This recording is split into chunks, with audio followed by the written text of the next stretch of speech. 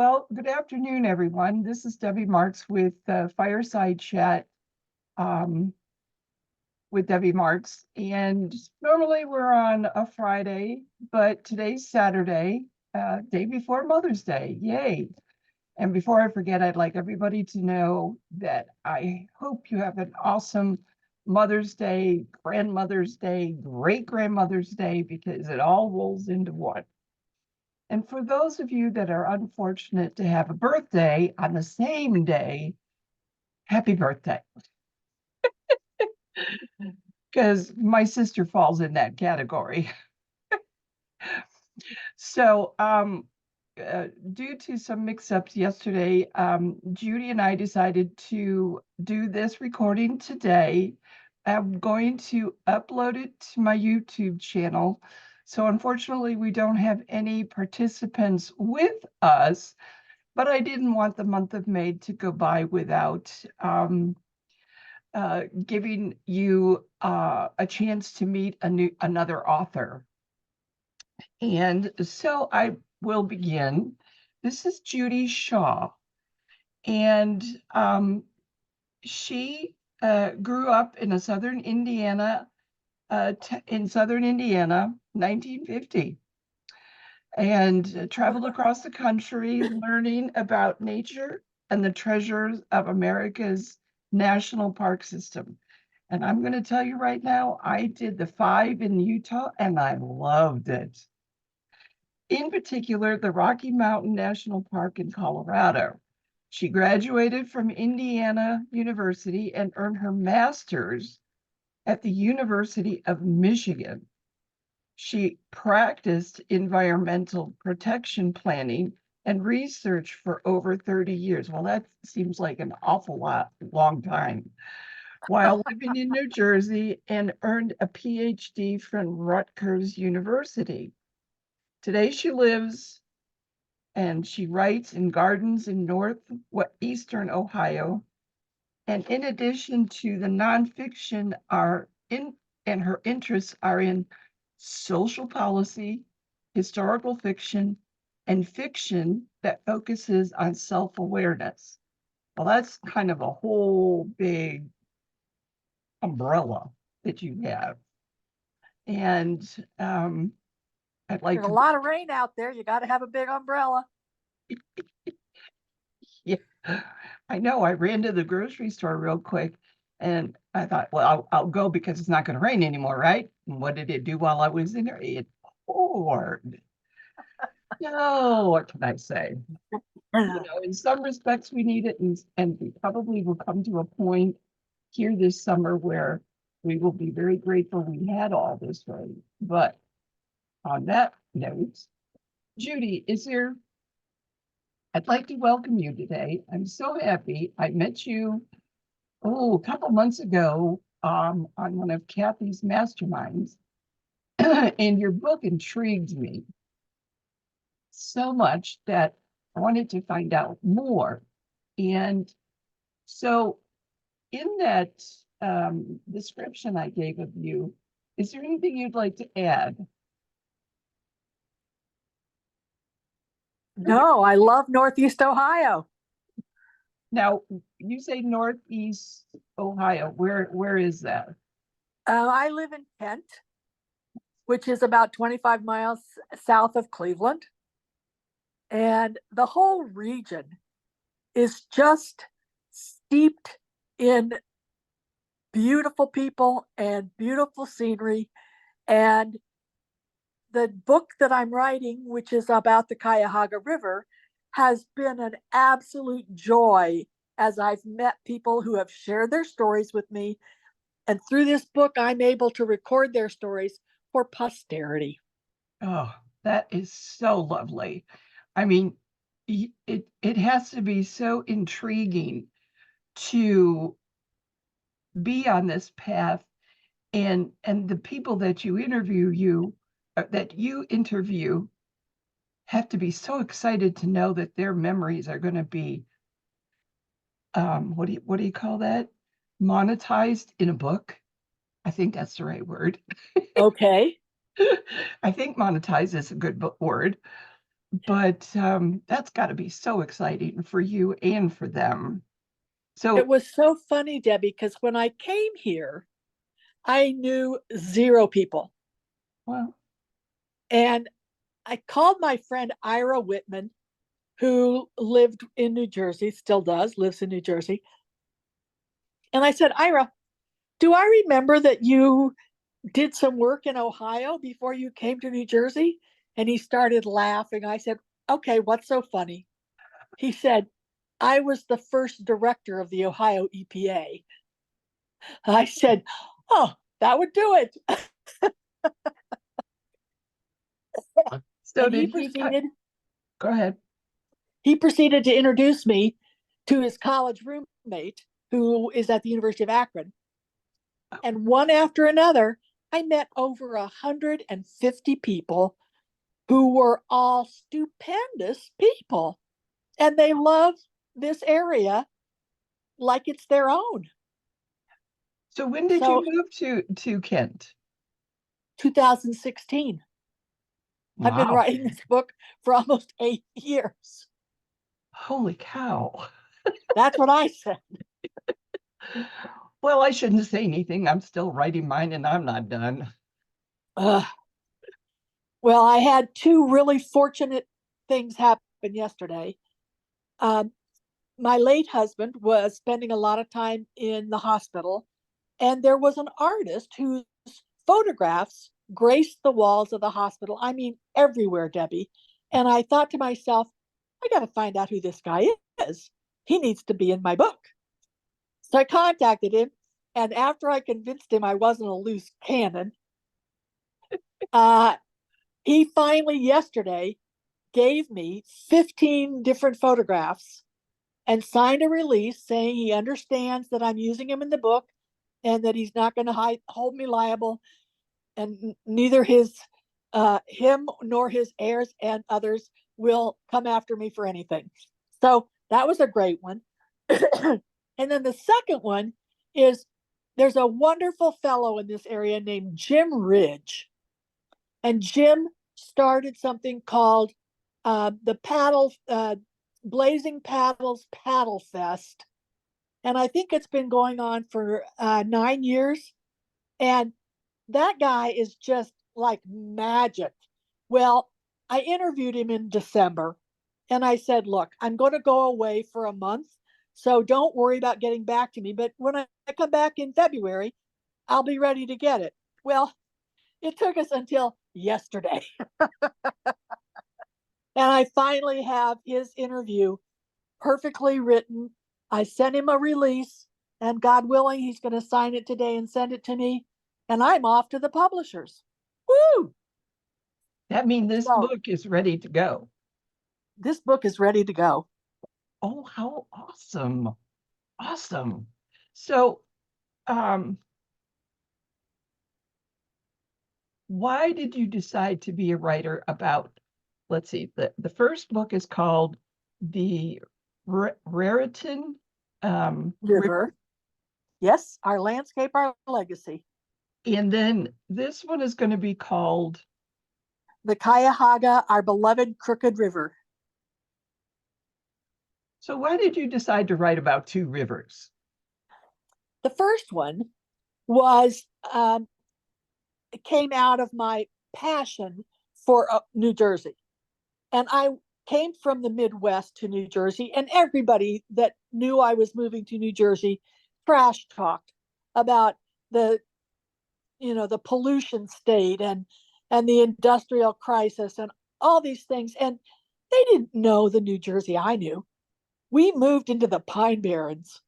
And Debbie, if you want to see a place that's gorgeous, it's the New Jersey Pine Barrens. The other thing I did was I went to Rutgers University after I had spent 20 years with the New Jersey Department of Environmental Protection. And the Rutgers campus is on the Raritan River. And I said to my associate dean one day, I said, you know what I'd like to do? I'd like to write a coffee table book that shows the New Jersey as its true self, as the Garden State. I am so tired of listening to people trash talk this state. And she said, what are you doing for lunch tomorrow? Said, nothing. She said, okay, come to lunch with me. We went to lunch and we were joined by a third person who is Marcy Wasser, Washburn? Marcy Wasserman, who happened at the time to be the executive director of Rutgers University Press. And by the time we finished lunch, I had a book contract. Whoa. That's what I said. Wow. So I wrote this book. This book wrote me. I loved writing this book. It was an absolute joyful exercise. I happened, because of my experience in the state, I knew everybody. So I would call someone and say, look, I know you're busy. I know you do all this and you do that, but could you give me a few minutes? And I got the best stories, the best photographs. We put out a call for photographs December 18th, and we posted it to all the places that one would post such a thing and said, we need them by the 31st. And I'm thinking to myself, okay, the contract said 80 photographs. Maybe I'll get 100, and it's going to be the holidays, and who's going to be doing anything? Debbie, I got over 1,000. You could have knocked me over with a feather. Yes. Yeah. And at some point, I realized I got to cut these back. I can't do this. And I said to my colleague, I said, can you stay a little late tonight? Like maybe we can order a pizza or something. I need some help with these pictures. She stayed until 2 o'clock in the morning. And we cut it back, and all that we could do, we cut it back to 357 photographs. I took the manuscript in, I gave it to Marcy. She looked at me and she said, what did the contract call for? I said, I don't remember. She said, just a minute, I've got it here. She said, 80 photographs. And I grimaced and I said, is this where I take the manuscript back and say, thank you very much and leave? She said, oh no, we're publishing this. Oh, really? Yeah. And God bless her. 357 pictures? Yeah. Wow. It cost a lot more than it was supposed to, but she managed to find a magical solution to the problem.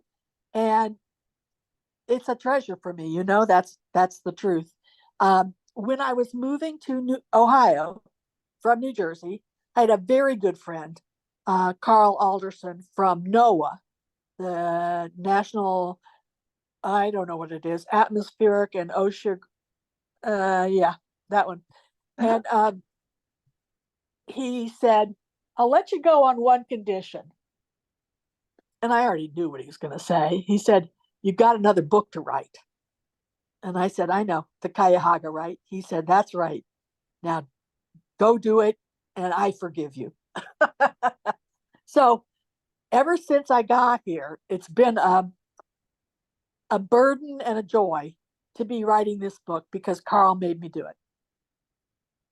Well, and in this time frame, your husband got sick, right? And you had to devote time to take care of him. I did. And Mhm. he kept telling me, finish the damn book. Just finish the damn book. Because that's how he was. He thought of everybody else but himself. Well, that's kind of cool. I mean, really, because It and was that beautiful. that shows you that you had a great relationship and he understood you. God bless the man, he did. Um, so roughly how long did it take you to write the first book? Um, about a year and a half. And the second one is taking you what? I started it in 2016, Debbie. Don't make me go there. 8 years. But it was so much of it was the research. And Well, last December, I think I'm all wrapped up. And then I meet Jim Rich and I go, I can't publish this book without Jim Rich in it. So I finally stopped looking for more content. Okay, I get it. Yeah. I mean, there's a line where you go, okay, that's good. God said, you did a great job. Okay, now stop. Bingo. And with all the material you got for the first book, there's no reason why you can't do a second one on that river. I mean, with all those pictures that you didn't publish. Oh, mercy. Um, so just give us a brief idea of what inspires you. Well, for the Raritan, what inspired me was ignorance. People making decisions in ignorance. And I'm a Quaker. And one of the sayings of Quakers is ever teachable. And Mm. that's such a critical concept that all of us, no matter how fancy we are, no matter how Bill Gates we are, or Tesla man, or anybody else, be teachable. Oh yeah. Remember to be teachable. And I wrote that first book to teach people to love what they had. And coincidentally, we solved a lot of problems by writing that book. So that That's was what always nice. inspired me there. And what inspired me here was Ira and Carl. And I promised myself that when we moved to Ohio, I was going to retire from my passion of work and I was going to cook and write. Yeah. Cooking, I didn't get to so much, but writing, I did. You know, there's A cooking and B cooking. So you can still cook and be A or B. You know, that's the way I look at it. You know, one night it's wieners and the next night it's roast and potatoes and carrots. You know, Perfect. exactly. Well, you know, I was reading the description on Amazon for the Raritan book. And you know what fascinated me was that it states that it's a waterway of 90 miles long with 2,000 miles of tributary streams and brooks that twist and turn from its sources in Morris County. And I'm thinking, wow, that's long. And I don't know how that compares to the Mississippi River.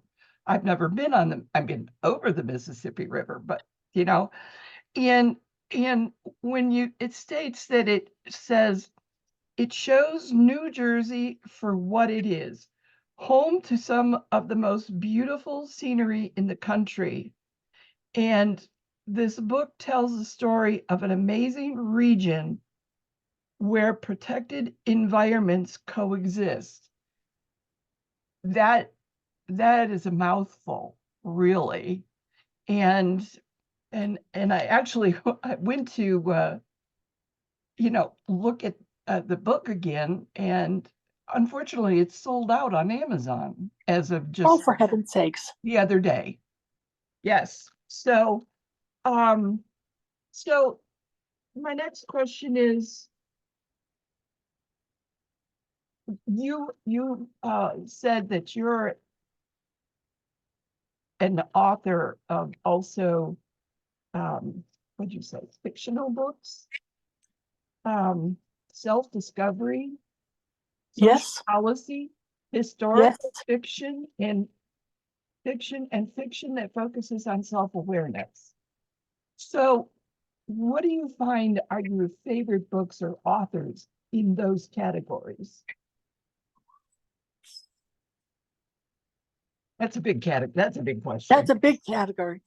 Self awareness, boy, it's on the tip of my tongue and I can't even remember her name. Carolyn, someone, and she wrote this book like 30 years ago. And I loved it so much, I would buy a copy and I'd say to a friend, you got to read this. And I ended up buying like 30 copies of her book. Don't remember what it was, but it was great. The So other person is that on that self-awareness? it is on self-awareness. Um, I'll find it and I'll send it to you. The other person that does a beautiful self-awareness is a woman named Anne Lamott. And she wrote a book called Bird by Bird. And it is about how to be a writer. And what I loved about it was that the reason that she called it Bird by Bird was because her younger brother had to do a book report on birds. And he had put it off until the 2 days before it was due. And her father sat down at the table with him and said, "It's easy. Just do it bird by bird."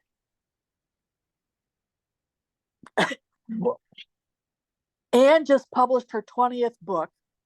And my goal right now is to buy all of them because she's that good. Wow. And Uh, Lamont, correct? Mott, Lamott. Lamott. Okay. I'm a sucker for books. Ah, I can tell. Did you know that not Leo Tolstoy, who was the other guy? I forget his name, but he had 23,000 books in his library. Yeah. And when I told my husband that, he said, "Oh God, we've just begun, haven't we?" I said, "Yes, we have." Oh my God. But your point is, I love being a bibliophile. I will look at a book, I'll hold it, I'll read on Kindle. I read a lot on Kindle, but I love books.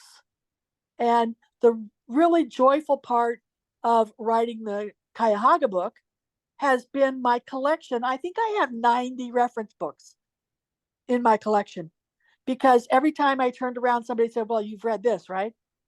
No. What was that again? My favorite of all of those is one called Lucky Me. And that was written by the last surviving member of the 1948 Cleveland Indian World Series team. And I had the pleasure of interviewing Eddie Robinson before he passed last year. Oh, wow. I am so proud of having that book. I mean, if I was goofy enough to sleep with something under my pillow, it would be Lucky Me because Eddie's just a genius. And Are you one of those that think I would put it under my pillow and I'll remember?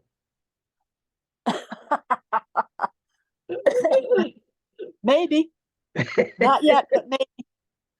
Oh, Um, God. so kind of in that mix of talking, um, where is when is your best time to write, or where is it? And I should say. Well, my computer is set up in the living room at a table that has a very nice chair. And every time I want to write, I go sit in the chair until I screw my courage to the sticking point and open the computer. Um, what time of day doesn't really matter. If I have activities, doctor's appointments, or meetings, or errands, I wait until I have a period of time where I have at least an hour.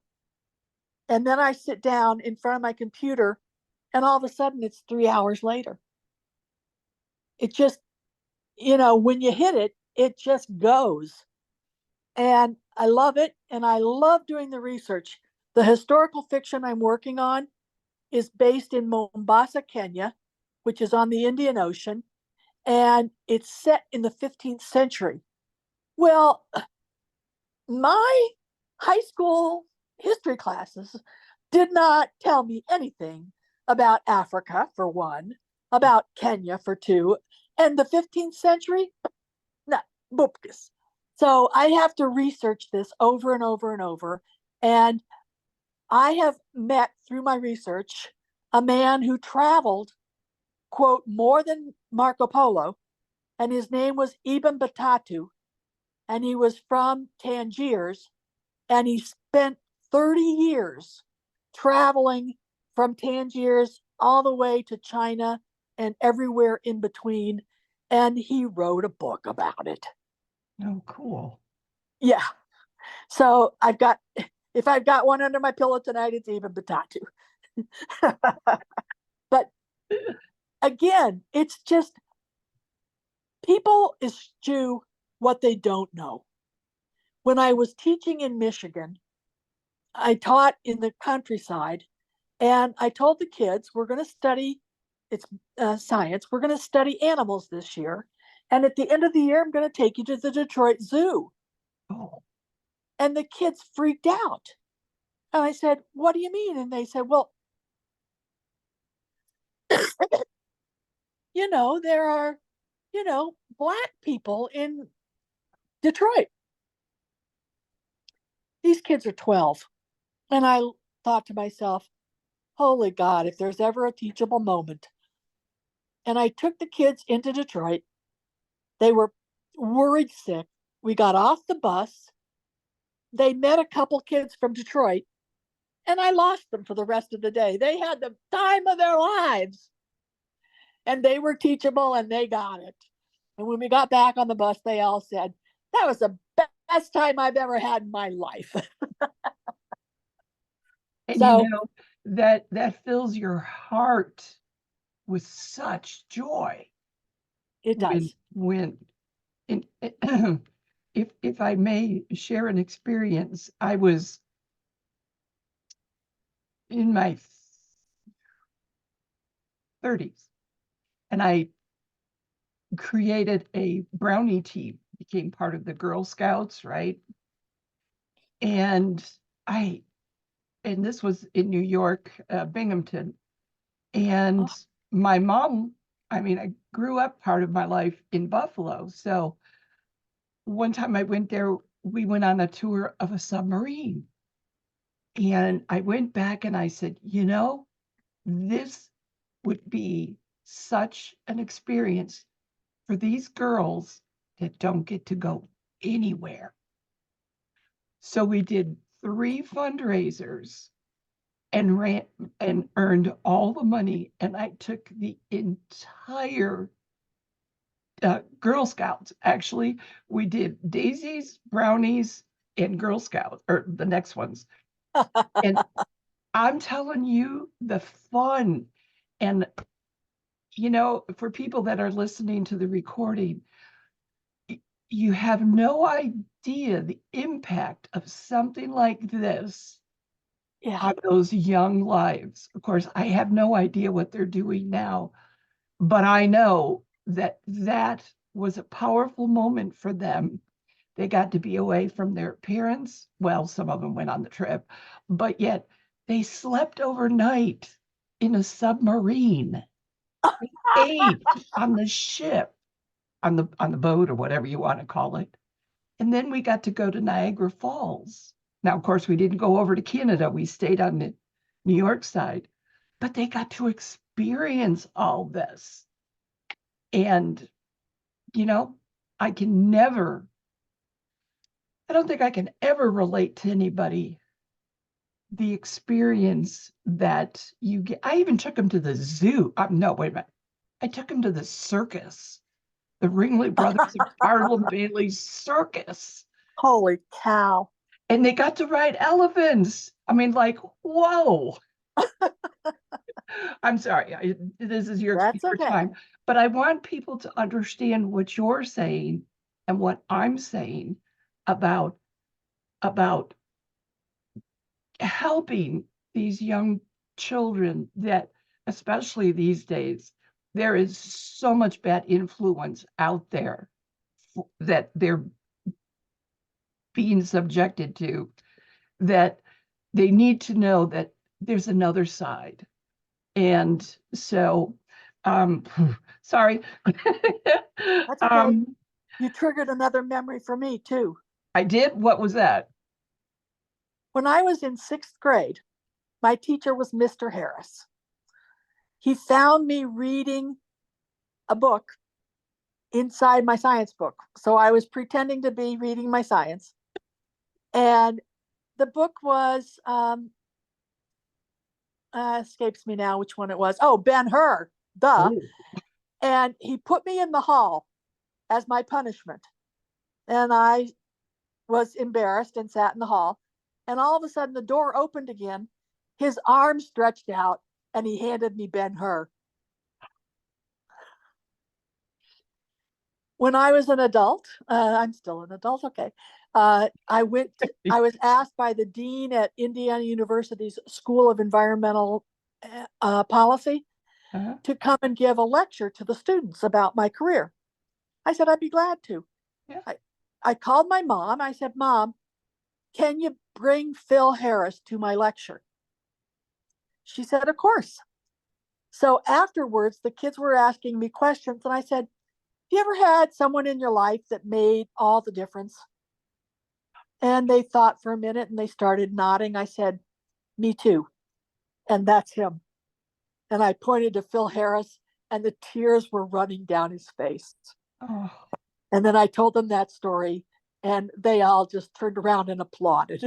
But that is, that's really it. It matters. It can happen in a split second, yeah, and it completely changes your life. It totally matters. it does. You are right. Yes, it does. And these days, we need to they need our help as much as we can get to them. But, you True know, enough. um, so okay, so you're writing a book on Kenya. What do you see in the future of any kind of new adventures or books you may see that you're contemplating? Um, Deb, I know this is going to sound kind of corny, but I have 12 books in the hopper. Duh. The man who started the School of Architecture here at Kent State University is an unsung hero. It just happens that he designed and built my house. But he's a great man, and he has suffered so much at the hands of, dare I say it again, ignorance, that I want to write the book about Joe Morbido just to tell everybody how great he is so he gets the proper appreciation that is due to him. Um, I also have The Confidence Game, which is a self awareness book. I have The Mombasa Chronicles, which is the Kenya book. I also have one called Tidewater Tales. And that I started because I was in the library, the state library in Trenton, New Jersey, looking up my family history. And I came across this group of guys from 1775 6 that were from South Jersey, went to school in Boston and at Princeton, and came home after Christmas and said, did you hear about the Boston Tea Party? No, we didn't. What is it? Well, they told about the guys going and burning the tea. And they said, there's a guy in town who's got a basement full of tea that he's going to slip over to Philadelphia and sell without paying the tax. And they all looked at each other and grinned and said, ah, we've got our work cut out for us. And they slipped into his house, got all his tea, and this is in the city of Greenwich, not Greenwich, Greenwich, and they took it to the square in the middle of town and they had a bonfire. Oh, And it was quite the moment. And not only that, Deb, but one of the six boys went on to become the third governor of the state of New Jersey. So I what had to goes write that around book. comes around. I had to write that book, Tidewater Tales. And then I've got one. I had a kid, damn it. I had a kid when I was teaching who enjoyed my company so much that when he went to high school, he came back voluntarily to be my aide for my science classes. And one day I got a phone call from the high school and they said, Max won't be coming back to help you. And I said, why not? And it turned out Max had unlocked his dad's gun case and pulled the trigger. And he was only 16, Debbie. Oh, And I thought, how does that even happen? I mean, guns are a big issue. They've been a big issue. They still are a big issue. always. So I'm writing a book called The Gun Well, for all about Max. his life, or It's about guns, and it's ostensibly a social commentary on why we should have better controls on gun sales. But yeah, it's my tribute to Max. Um, and then I've got another one called The Garden of Earthly Delights, and that's a slightly fictionalized story of my love for my husband and how we met and what our life was like. So I could go on, but I don't have any problem finding new things to write about. you are you have a creative mind that is constantly spinning. Yes, Constantly. yes. And but back to your Kenya book, you know what I thought of? And you mentioned ancestry, and I've been working with ancestry for several years now. But wouldn't it be kind of cool to find um, family members of people that lived in Kenya during that time? That now, because you're always wanting to interview people, that would be so cool to add that into there. And I don't know exactly how you would go about doing it, but I don't know. Maybe you've got some Kenya people in your. You just fed the fire, Mama. That sounds like a wonderful idea. Oh, and I'm fascinated by ancestry constantly, and my sister and I have been working on it, and she managed to get my mother's history to 13 something, 1300s. And it was That's like, incredible. it's amazing. I mean, yes, there's a lot of holes, in there, but Sure. it's still, and I'd like to go over to Germany and also Ireland to see my roots. Good for So, you. but that's that's coming. I'm not going to say someday because some days don't happen. So, Good well, for you. is there anything else you would like to add, Judy? We've really done a great job at this. Thank you so much. You're so welcome. I think part of the inspiration for the Mombasa book was exactly what you were talking about, ancestry. I have my father's recollections of his line, which go back to the 1860s when they arrived in Staten Island from Germany. I have my mother's family line that goes back to the 1640s when her family arrived from England. But none of my grandmothers nor their mothers kept journals. Yeah. And so I have no idea what happened in their lives. And the Mombasa Chronicles starts in the 15th century, but it goes on through 4 more centuries. And through writing that book, I'm able to create the journals that I was missing. Yeah.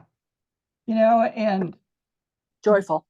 there's probably somewhere, maybe in newspaper articles, something about them, or mainly newspaper articles. I mean, that's what we have found for some of our past relatives.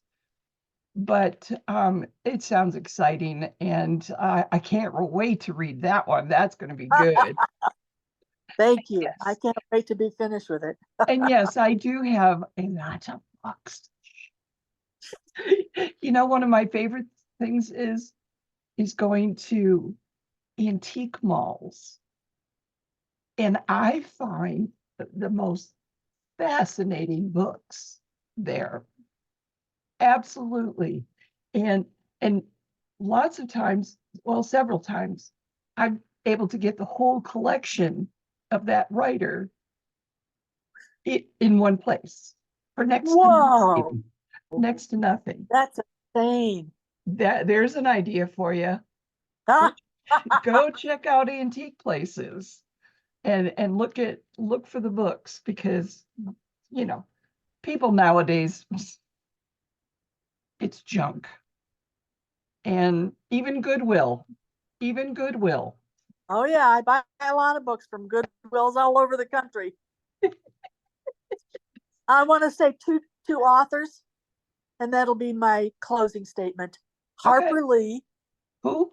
If people haven't read To Kill a Mockingbird, Oh, shame on you. who?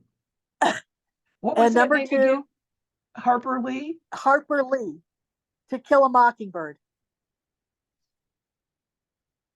I know I've seen the movie, but Oh, the movie is perfect, but the book is beautiful. And the second author is, oh, I can't believe it. I just lost his name. He wrote Pillars of the Earth. And he wrote that book, which has sold parenthetically 23 million copies and is published in 50 languages. He wrote that book because he missed his train and ended up going into a cathedral in a town in England called Petersburg. And when he got inside that cathedral, he was absolutely moved by how beautifully it had been ornately carved, and the place had been there since the 1600s. And he decided right then and there that he needed to write a book about that. And Pillars of the Earth is absolutely a stunner. And his really. books are tremendous all across the board. And if I could remember his name, I would get a gold star. Gimanetti. Well, let me see if I Anyway, can pull up the book on Amazon. okay. But that sounds really cool. Um, It's a beautiful, it's a love story. It's a story about architecture. It's a story about the Middle Ages, and it hits it on every single one. Just gorgeous.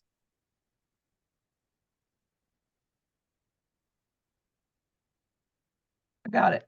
Come on. His name is Ken. Last Follett, name is Lollett. Ken Follett. What a man. He has three novels collection. They have a Cambridge Novel Stories collection, 3-book set of his. Wow. Yeah. If I had $65,000 and could buy an original with his autograph, I'd be broke. Did you know they made a movie of that? No? Yeah. It's on, well, it's on a DVD and it's Prime. So, it's Amazon. But holy cow. So he basically has one, two, three, four. He has 5 books altogether. So, Uh, so uh, yes, there it is. thank you. You are welcome. You can also get it on Kindle. Yes. And to reinforce what you said about Kindle is I got a Kindle and I got a fire, whatever you call it, book that is full of books. So, well, hang on. I want to thank you so much, Judy, for sharing this time. I know that it's pretty much close to an hour by now, but that's okay. It was fun. It was very exciting, and it just fascinating to hear this. So when you get to the point that this next book gets published and ready to go, I need to have you come back on so you can tell us all about it. All And right. thank you, Judy. And for those of you that are going to listen to the recording, this has been Fireside Chat with Debbie Marks. Next month, I have another author ready to be interviewed, and she's very inspirational and has a very spiritual calling. So thank you, everyone, and we will talk soon. Debbie.